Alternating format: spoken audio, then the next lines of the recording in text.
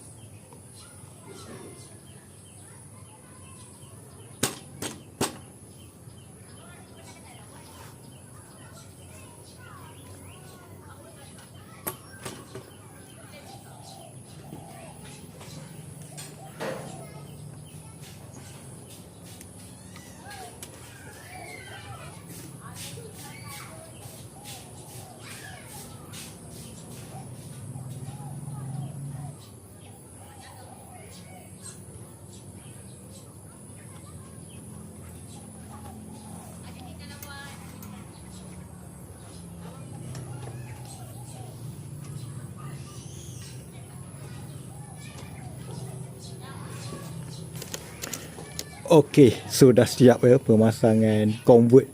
Okey, saya dah convert basikal ni jadi macam ni supaya handle dia lebih dekat, tapi Mungkin yang ini satu-satunya lah dalam dunia. Okey, mungkin ini satu-satunya dalam dunia. Jangan pelik lah. Okey, dah siap. Okey, inilah kejadian basikal yang telah diubah suai daripada basikal lipat. Handlenya tinggi, okey, direndahkan. Jadi macam ni. So kepada korang jangan tiru lah. Okey, sebab dia tak baik. Okey, ini semua kabel-kabel ni, kabel brake, kabel speed apa semua. Okey, saya dah potong. Okey, dia dah fit lah, cantik lah. Macam ni. Boleh lah kanak-kanak naik. Okey, so seat dia nanti saya akan tukar bagi dia yang kecil sikit, bagi dia nampak racing sikit. Okey, jadi kepada korang yang nak barang-barang yang macam ni kan, okey, boleh tengok di video sebelum ni, ada background ni, boleh beli kat situ. Okey, bye.